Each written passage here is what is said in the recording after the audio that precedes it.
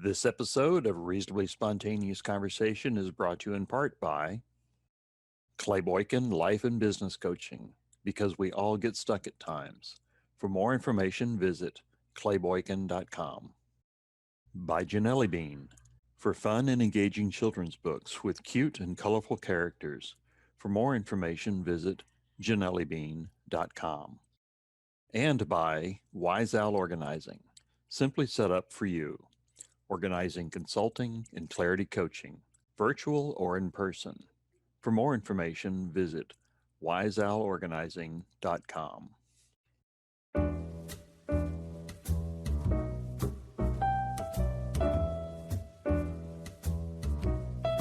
Hello world, it's me, Dennis. Welcome to a reasonably spontaneous conversation with Maylen Calienes. Hola, Maylen. Hola, how are you, Dennis? Thank you. This is my second conversation with you because the first time that we met, we were talking about a project that I was working on, Blanca and the Seven Luchadores, and that continues. But the key to what I had was your wonderful series, the wonderful, the three bilinguals. So congratulations. It's going around the world. I understand that it's in France now. It's being shown there.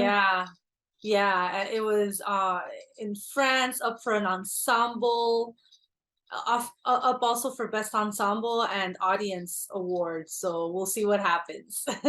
And it doesn't, and you know, that's the whole thing about it. We'll talk about this first, but before we go on, I want to give the audience an opportunity to be able to see the trailer and think about it for themselves, and then we'll talk about it on the other side. All right?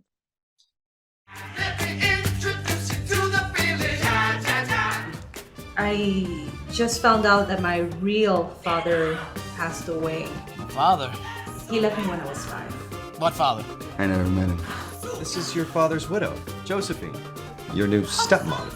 According to your father's will, it states that you will all have to live together for 1 year to get to know each other.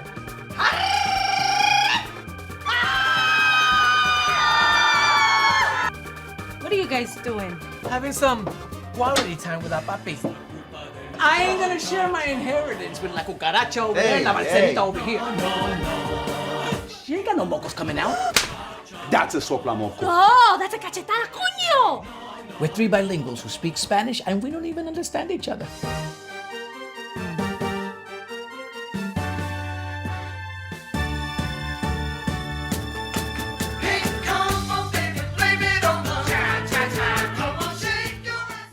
You know what I mean? Yeah. Oh, how delightful, Maylen. You had an opportunity here to show the diversity of the Latin and the Latinx pop, because it's all lumped together, and you took it and blew it all apart. That was the delight of seeing this happen. Yeah. You know, they say write what you know. I happen to be Latina.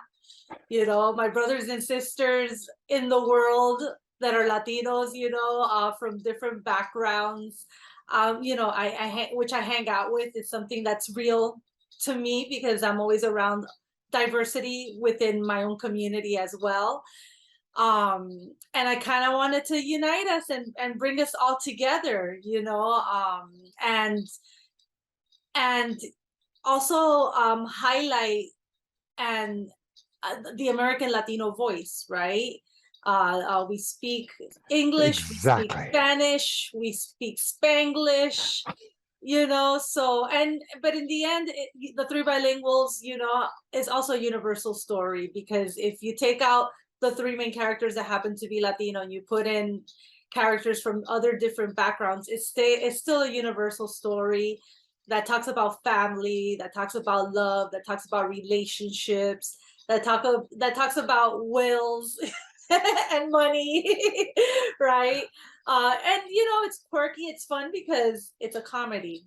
But I think that comedy is a great way to talk about social issues as well. So No question about it. And you also showed here in this wonderful, amalgamation and everybody getting together, just exactly how common it is, how we are all, this is the human experience of going through an opportunity, going through death, going through the opportunity to connect with people that were outside of your loop, but we're in this together.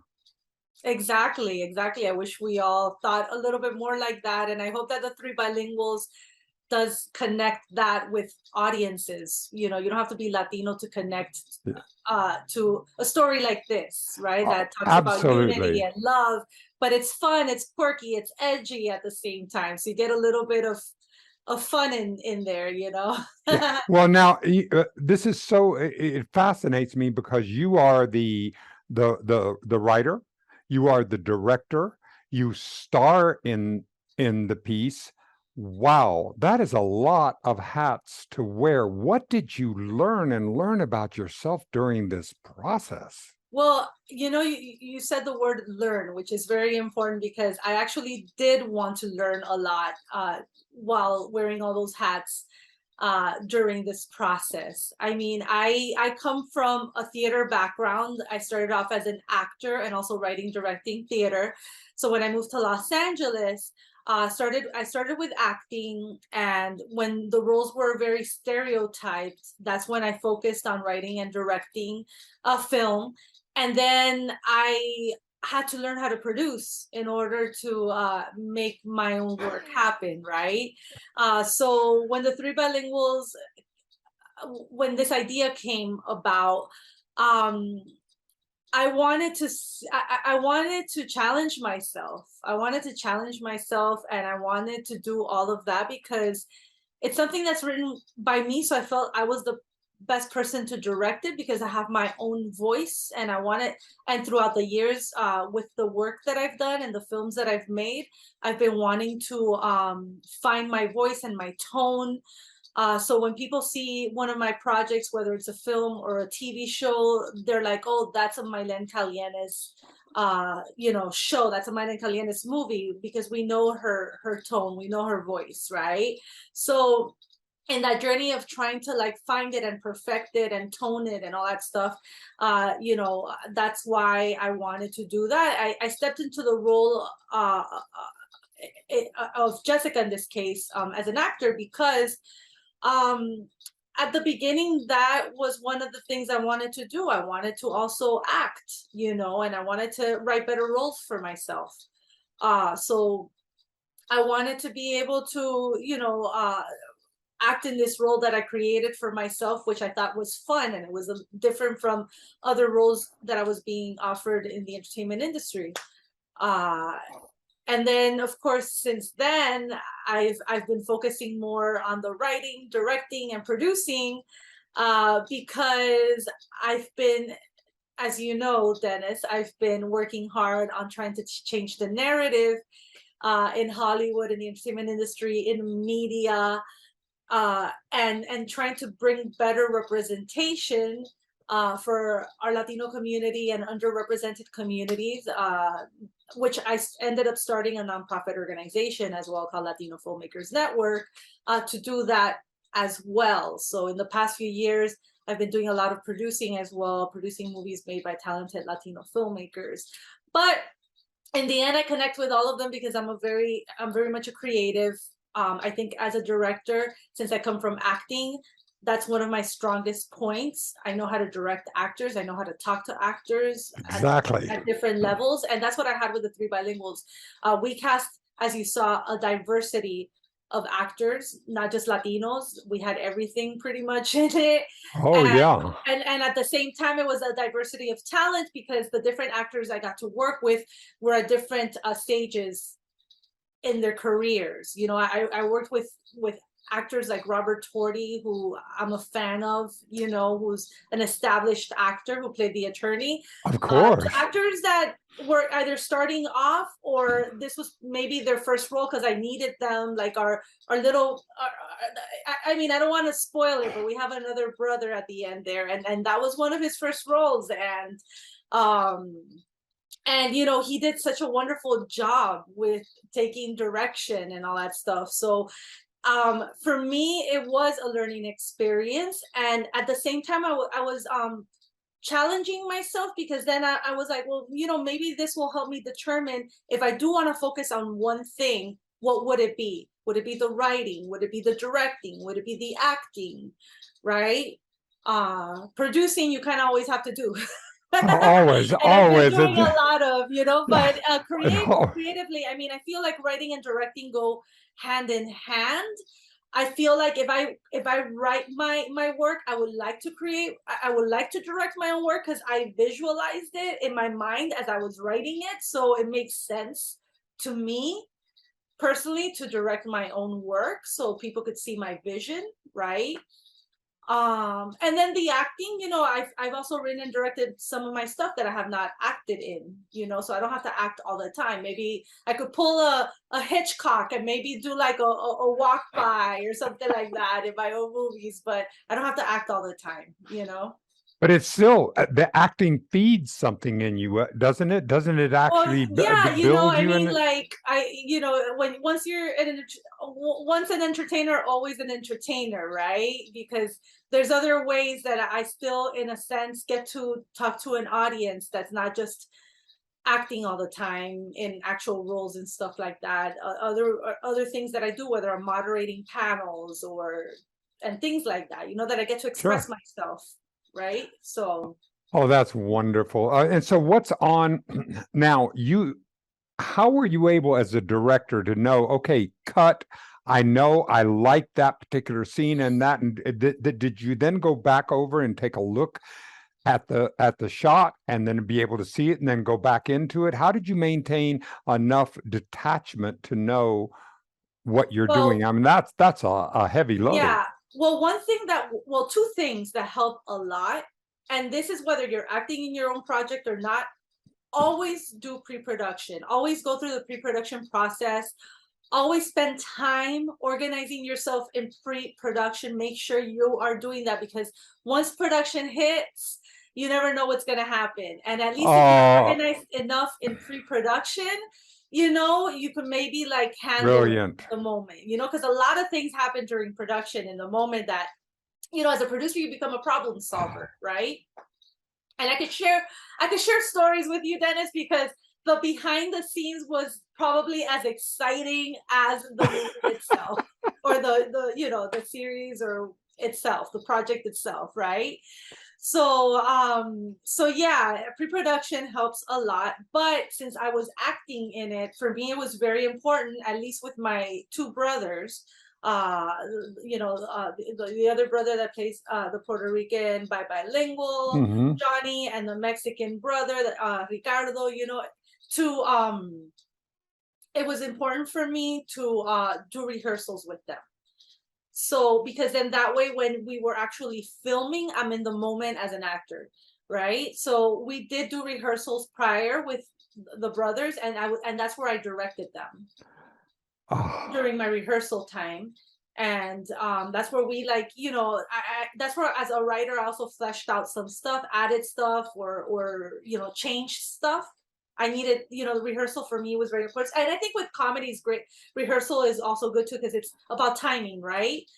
So, timing is everything. And that's that's the thing about the thing I've always found fascinating is that every great musician that I have seen, any great singer, they are able to play comedy. You take a Frank Sinatra, or you take a singer that is able to do, because it's all about timing. It's about timing, yeah. It's the music. And you know what else I kind of learned something from one of my favorite filmmakers, Jordan Peele, who has become a huge sensation in these past few years. One of my favorite movies is Get Out, because I just love how he took that genre, horror, and he with a social issue, and it was, that it had its funny moments, but it was like, it was terrifying also, and not so much that you're jumping up, because those moments happen too, but like terrifying in many different ways. But he was like so good in it, because I then realized that for horror, because he comes from comedy, you see, and in horror you also need timing. you also need the timing of suspense and all that stuff. So then I'm like, oh, you know what? This makes sense to me. This is why someone that comes from comedy is so great at doing horror, because it's about timing also. In Totally. And you had I mean, when you talk about that, I mean, having to go and meet family that you never knew were there, that's terrifying. That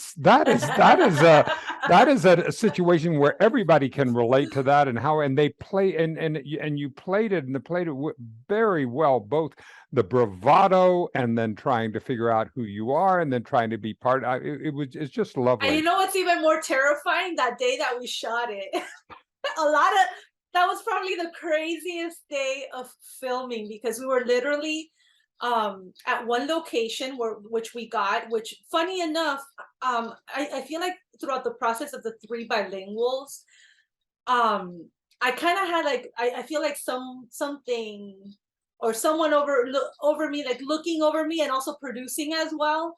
Yes. You know, because when I wrote the three bilinguals, for example, like the attorney's office, you know, I saw it specifically one way, but we couldn't find the location that kind of looked that same way, right? So we ended up needing to go to a conference room at a friend's apartment complex.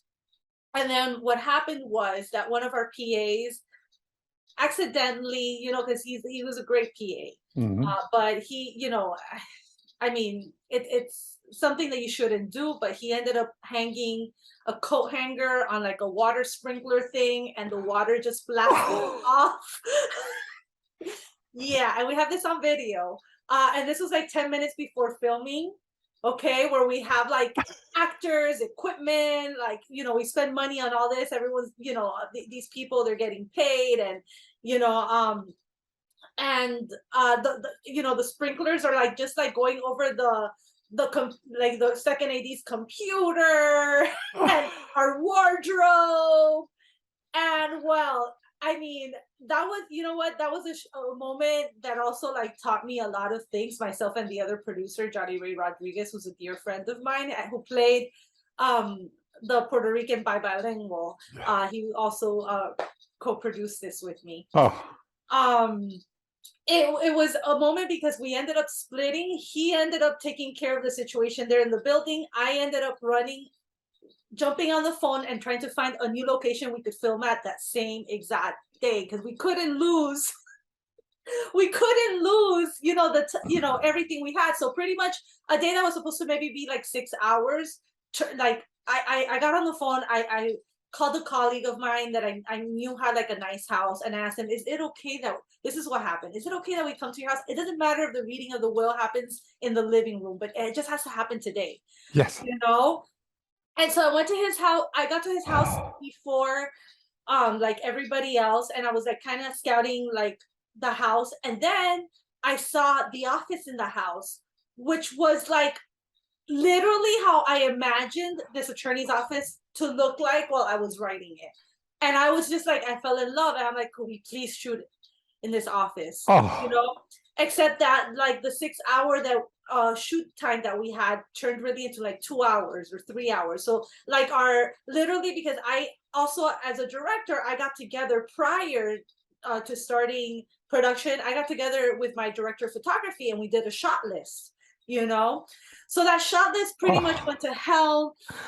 It was like starting all over again, but we kept it very, how do you call it? Very, you know, basic, with like the medium shots and the wide shots in that office.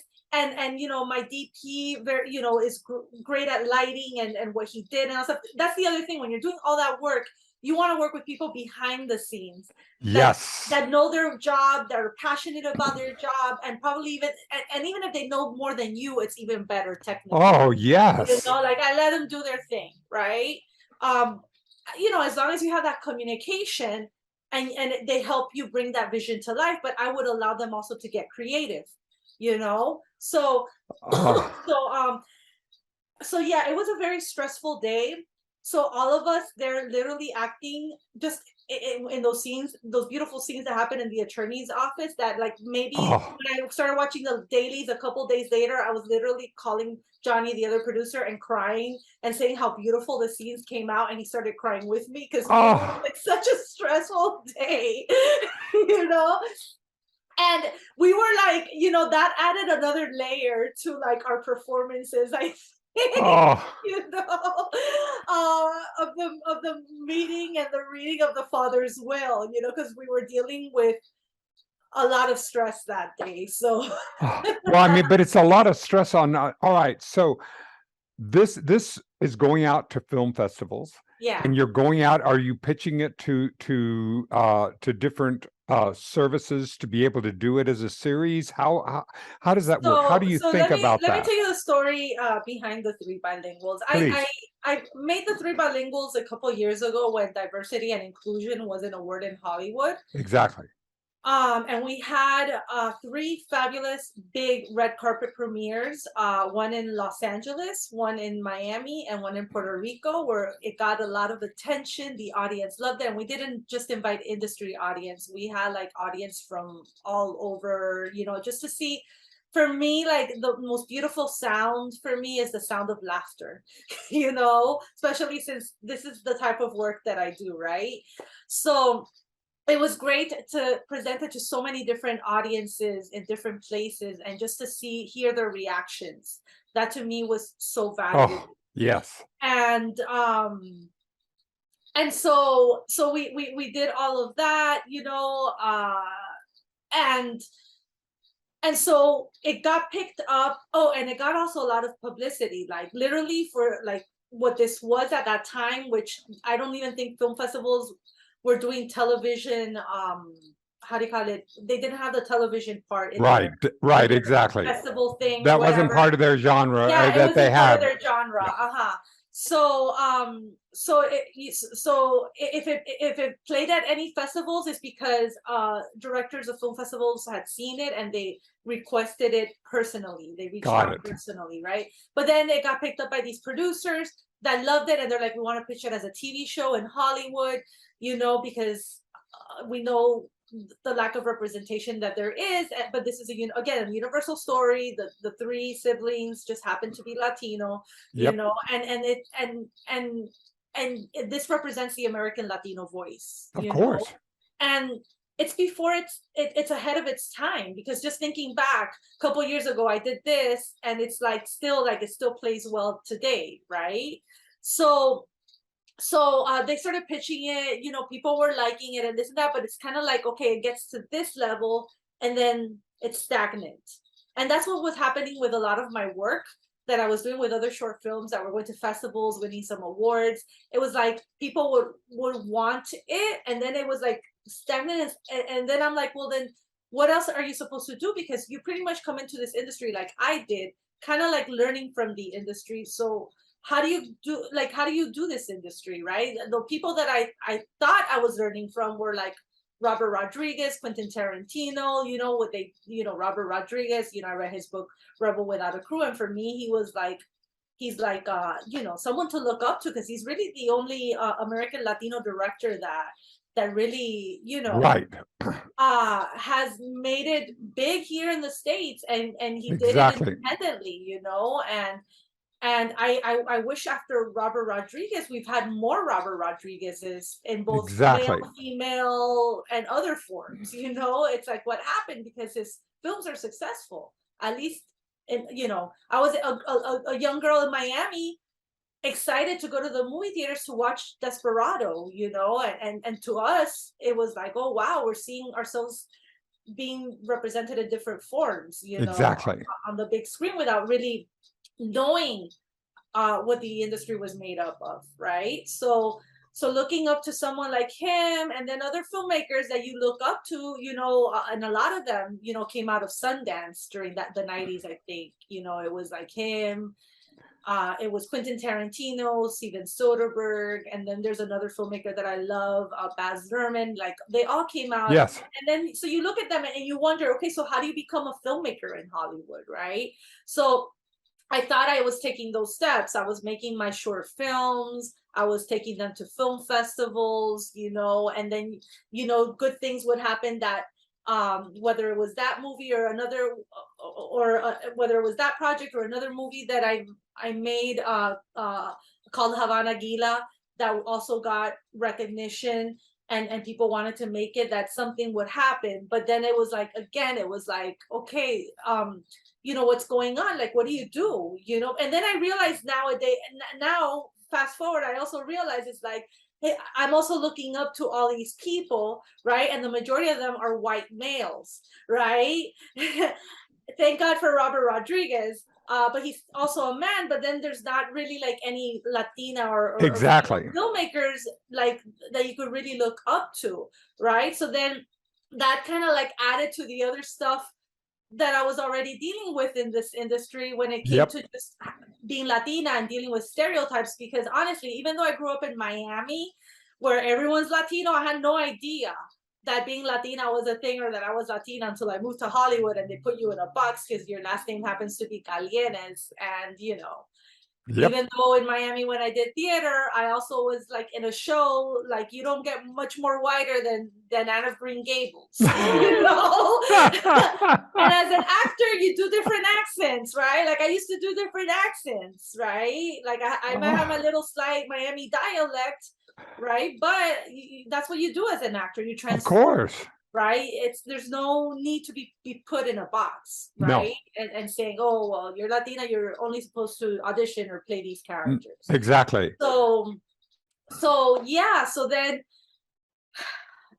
after all of that it was just like stagnant or whatever, that again, that's going back to me creating Latino Filmmakers Network in 2015 at the Sundance Film Festival, because I was going to Sundance. Yes. So the festival where Robert Rodriguez and Quentin Tarantino came out of, and like I didn't see my community being widely represented there as well, but I ended up one of these years that I went to Sundance, I ended up attending, I forget what anniversary it was, one of the anniversaries of El Mariachi, which was the movie that Robert Rodriguez made, and I got to meet him there, and to me it was just like so exciting, because it's like, oh my gosh, I'm meeting like the king, of filmmakers here, right?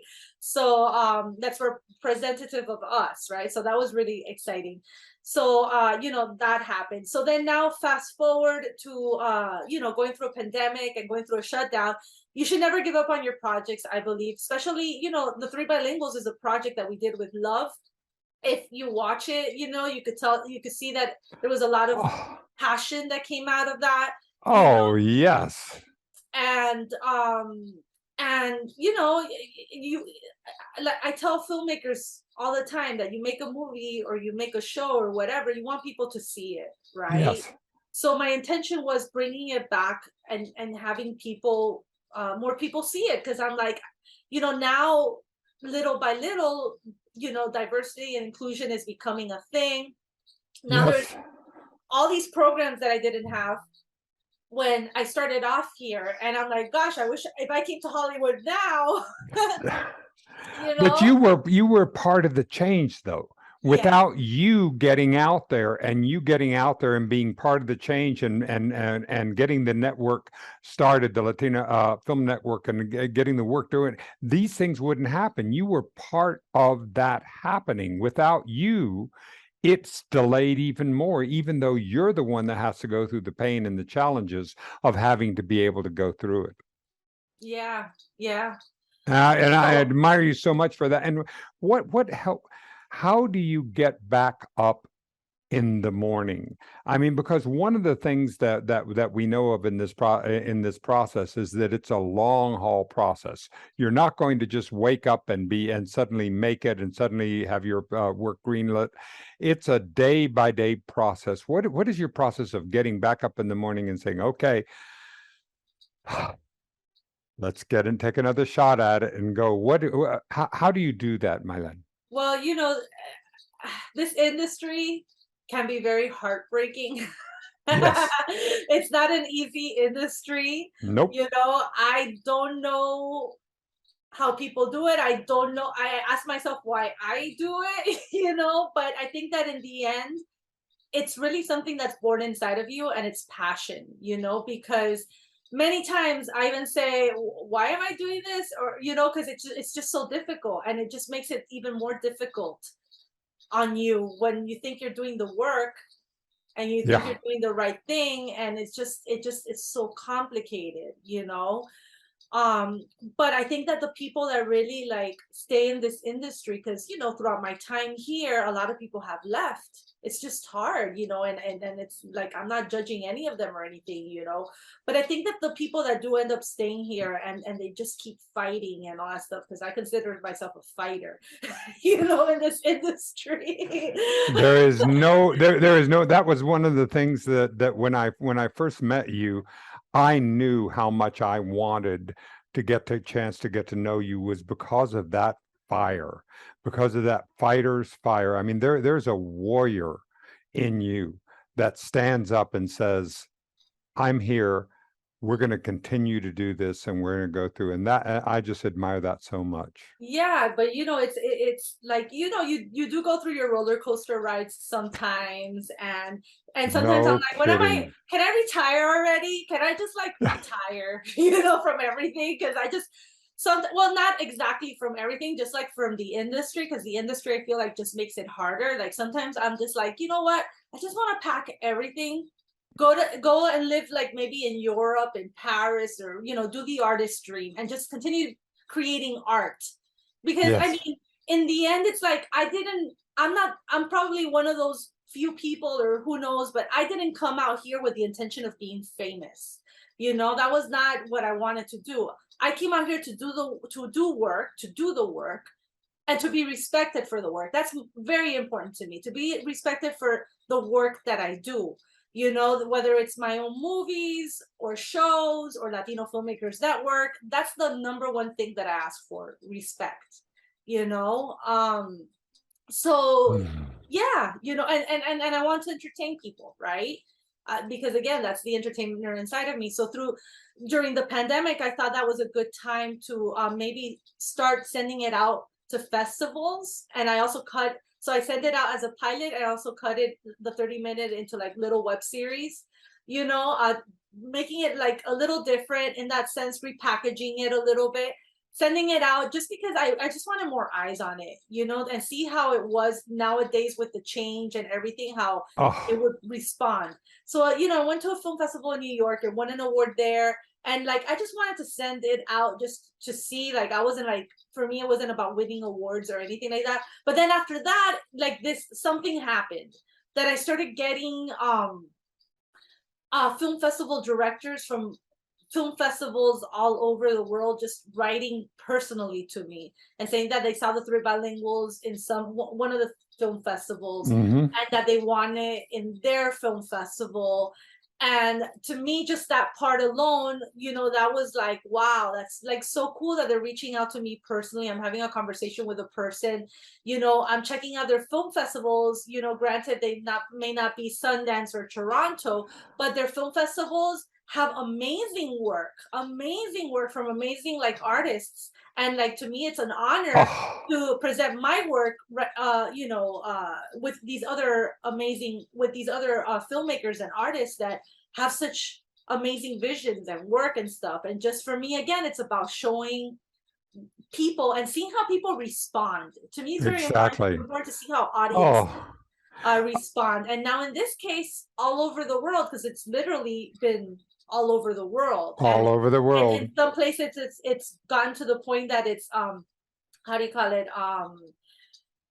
That it has been nominated, for best TV comedy. But then in some places, it's won on best ensemble, or it's won best TV pilot or series or whatever, So to me, that has been, amazing, right? That has happened. But again, in the end, it's really about the visibility, right? And then seeing if it again could be like pitched and taken to another level, now that maybe you know, there might be still there's a lot of work to do, but like that, you know, there might be a little bit a little different mindset, Exactly. you know, and more openness to including these types of projects, even though again the Three Bilinguals happens to be a universal story that happens to have 3 leading Latino actors. Exactly. That's it. You know. Oh, you know, that this is, I'm so honored to know both to know you and to know that women and women's stories are emerging much more into the mainstream, into what we need, and women at the executive level, and being able to bring these stories and bring the power. That's a big part of my vision. I think we're over masculine and under feminine in our thought processes, and so it's taking us out there. And so I loved what you're doing and bringing this, and the Latino, the machismo that has been part of the Latino story so much in that. Are you seeing that recede? Are you seeing that to get an opportunity to be able to see more men and women at an equal level Yeah, than it because there has needs before? to be a balance. I agree with you. And my eyes open up more and more each year to how Hollywood has, you know, how Hollywood works or has been, you know, working these past few years. Now that I'm on the other side of things, and I'm, Yep. you know, here, you know, fighting for representation and all that stuff. Because when you watch the Academy Awards and you see that the majority of the people that get nominated for Best Director are all men, right? Or you watch the movies that are getting nominated and they're movies that like The Joker or something like that, or war film, Right.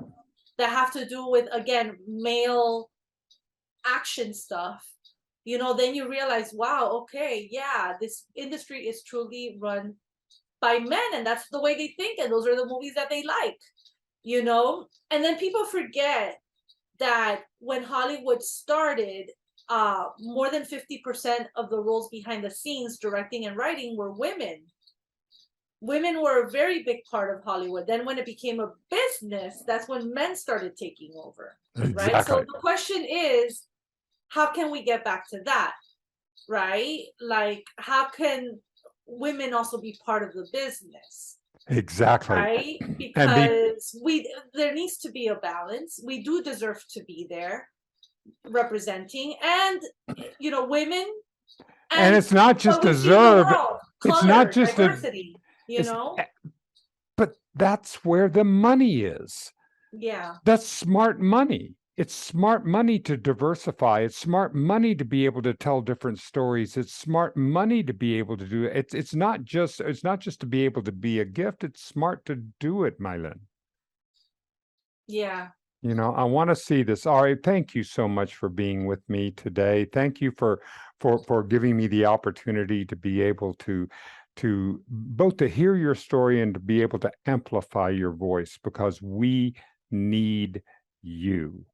We need you, and I want to be able to be part of the chain of people who is lifting you and knowing that you're doing the work that you're doing, the dark nights that you spend, the work that you get your ass up off the floor and say, oh boy, shit, okay, let's get back and take another shot at it.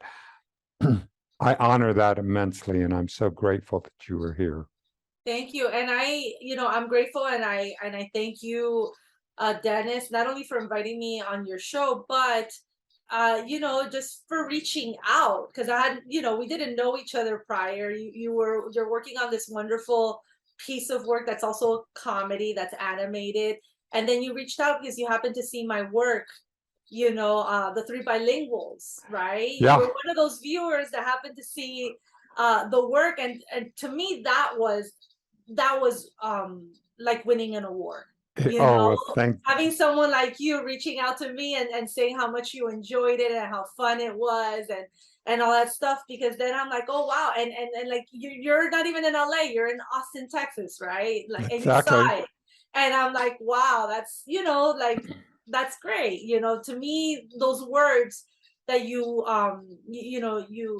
expressed, that to me is an award. So My pleasure. Thank you, Maylen, and thank you everyone for watching this episode of Reasonably Spontaneous Conversation, because this is the time of nosotros. This is the time that we are bringing the Latin voices, the music, the color, the science, the art, everything into this, because this is what the United States needs. We're a pluralistic country. We have got to act like it. yes, amen. All right. Bye. Thank you so much. This episode of Reasonably Spontaneous Conversations has been brought to you in part by In Search of the New Compassionate Male. For more information, go to newcompassionatemale.com.